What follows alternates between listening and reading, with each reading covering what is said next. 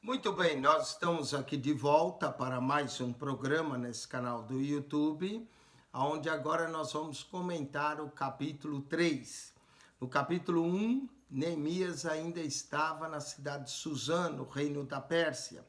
No capítulo 2, ele chega a Jerusalém, faz uma avaliação do trabalho, sai de noite, vai dar uma volta em torno da cidade, conversa com os magistrados, com os líderes, coloca o que está no seu coração e já também aparecem os opositores da obra, né? Sambalate, Tobias e ainda nós temos esse Gesem, que é outro opositor da obra de Deus, esse árabe. Eles vão se opor. Neemias diz que eles não têm parte nem justiça. Aí começa a edificação dos muros, né? Nós vamos ver portas, pelo menos 12 portas na cidade de Jerusalém. Vamos também ver o sentido dessas 12 portas de Jerusalém e seu simbolismo espiritual. Então, Neemias, capítulo de número 3, esse capítulo sempre chamou a atenção às portas. Jesus diz, eu sou a porta, não é? E o nome que essas portas levam e os sentidos que essas portas têm, um sentido espiritual maravilhoso. Diz aqui, começa assim, e levantou-se Eliasibe, e Eliasibe é o sumo sacerdote da época de Neemias, e Eliasibe significa Deus restaura, o nome do sumo sacerdote, justamente na época que a cidade vai ser restaurada. Deus restaura, não é? Se dispôs com os seus, o sumo sacerdote, com os seus irmãos, os sacerdotes, e edificaram a porta do gado. Nota que o sumo sacerdote, juntamente com seus irmãos, vão edificar a porta do gado. Essa porta é chamada porta do gado, e algumas traduções chama porta das ovelhas. Ah, Jesus é a porta do gado, a porta das ovelhas, não é? Por onde entravam as ovelhas ou gado para o sacrifício, a qual consagraram. Então, a primeira porta que eles vão edificar aqui é a porta do gado e consagraram.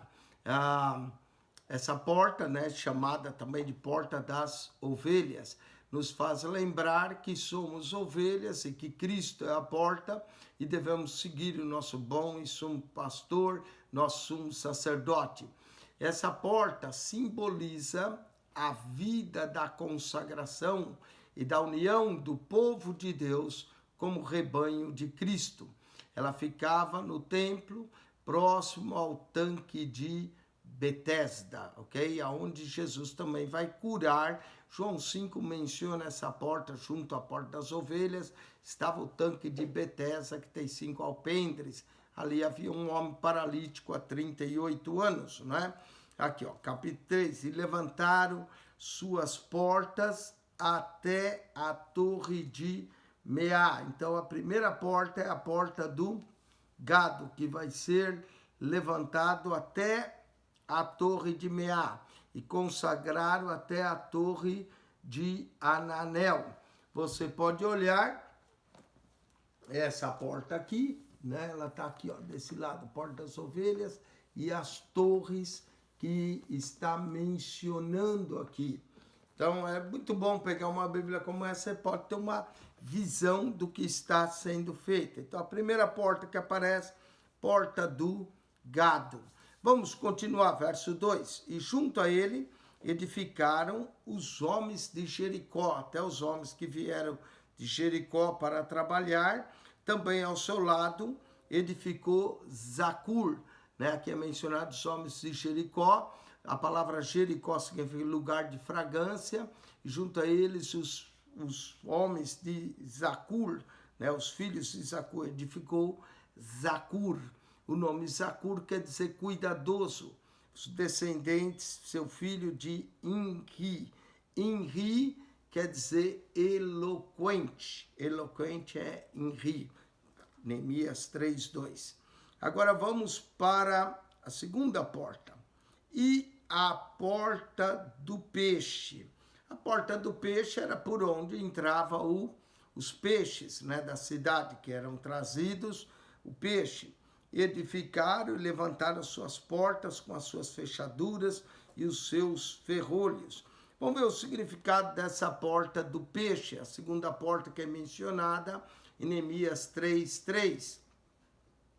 Era a porta usada pelos pescadores, que usavam como local de encontro para a venda do peixe.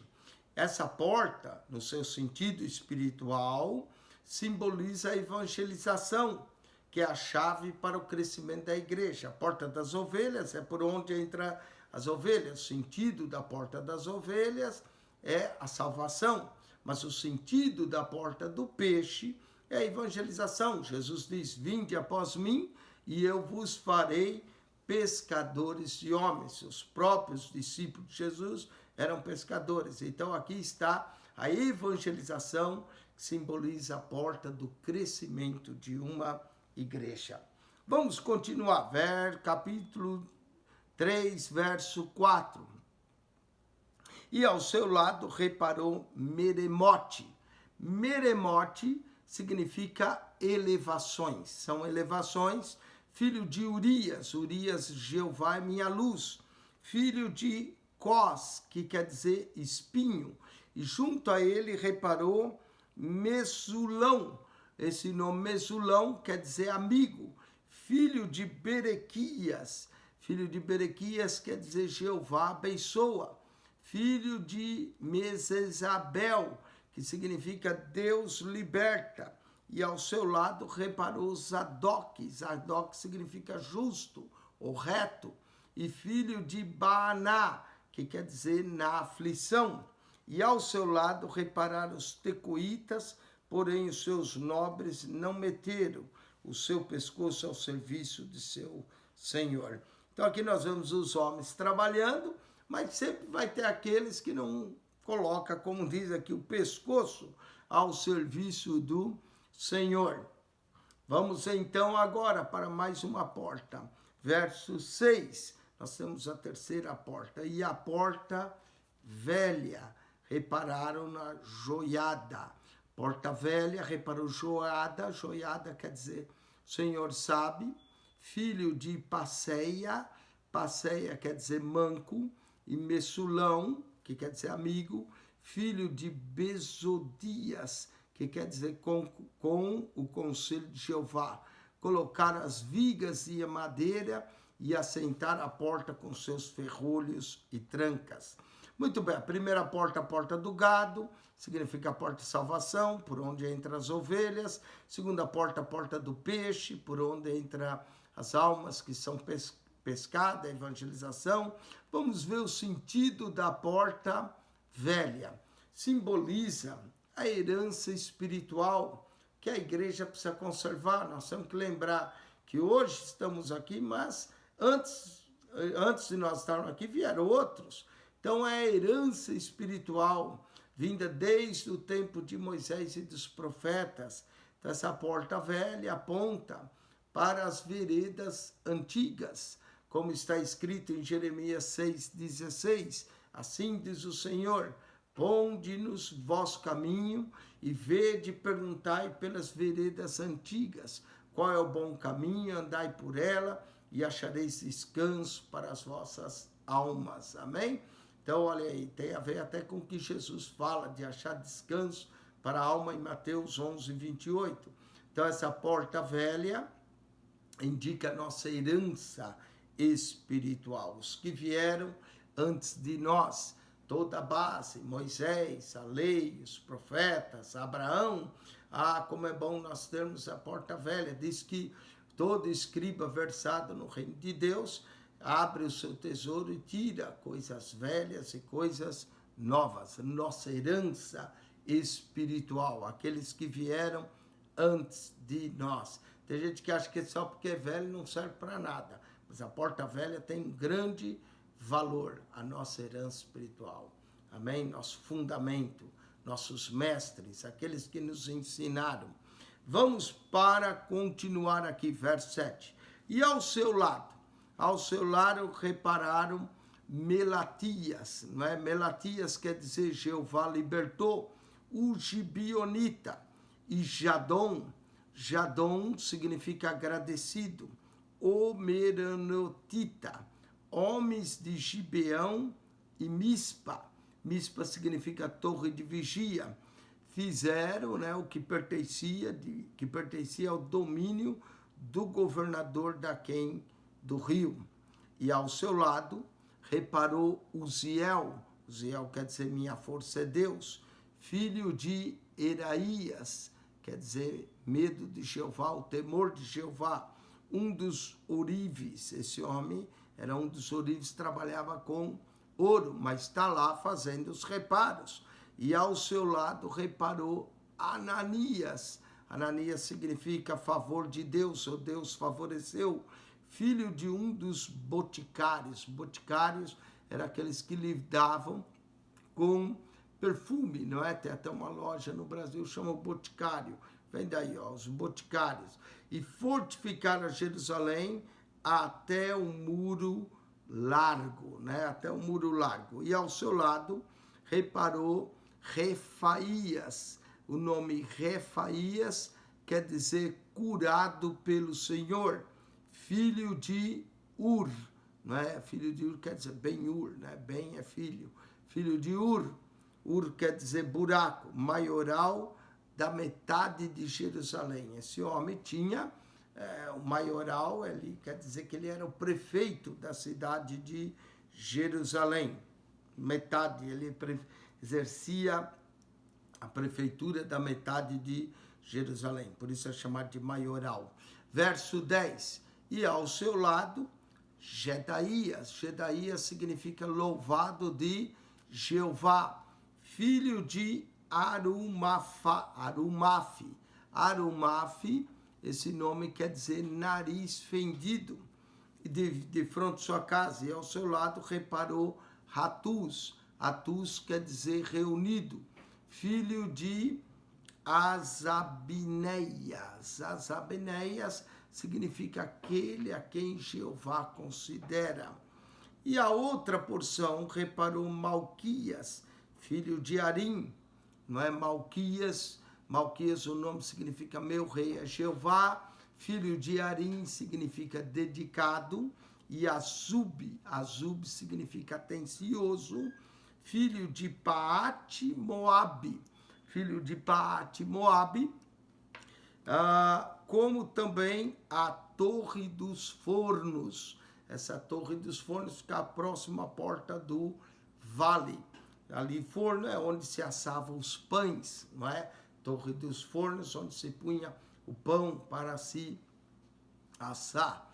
Muito bem, verso 12. Ao seu lado reparou Salum. Salum significa retribuição. Filho de Aloés, que significa sussurrador, não é? Que também era maioral, o prefeito da outra meia parte de Jerusalém. Então, a cidade tinha 2 maiorais, ou 2 prefeitos, um tomava conta da metade e o outro tomava conta da outra metade. Ele e suas filhas, até as mulheres aqui, filhas do maioral, do prefeito, estão trabalhando. Vamos para a quarta porta. Lembra que eu falei que a Torre do Forno fica perto da porta do vale. Verso 13, a porta do vale reparou Anum. Anum vai reparar a porta do vale, não é? Verso 13, a porta do vale Anum, que significa gracioso, e os habitantes e os moradores de Zanoa. Zanoa significa abandonado. Esses a edificaram e levantaram as portas com fechaduras e os seus ferrolhos, como também 1000 côvados, quase 500 metros do muro, até a porta do monturo, 1000 côvados. Então, só para você ter uma ideia, a porta do vale está aqui e vem até aqui embaixo a porta do monturo. Então, aqui nós vamos ter até a porta do monturo. Então, temos no verso 13 mais duas portas, não é? Primeira porta, a porta das ovelhas, indica a salvação. Porta do peixe indica evangelização. A porta velha indica a herança espiritual. Vamos falar da porta do vale. Essa porta é importante. Essa porta, quando aberta, dava de frente com o vale, que às vezes simboliza as dificuldades e lutas. Diz, ainda que eu passo pelo vale da sombra da morte. A vida cristã não é um mar de rosas, vai haver os vales.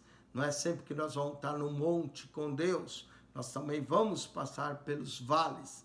Né? Então, simboliza dificuldades, lutas que todo crente tem de enfrentar durante sua vida terrena. Também simboliza a necessidade de sermos humildes. Não é no topo da montanha, quando estamos sendo aplaudidos por todos, que é a fama, mas sim quando estamos no vale, humildes na presença de Deus. Essa era uma porta pequena, não era uma das portas grandes. No verso 3 ainda fala da porta do monturo. Essa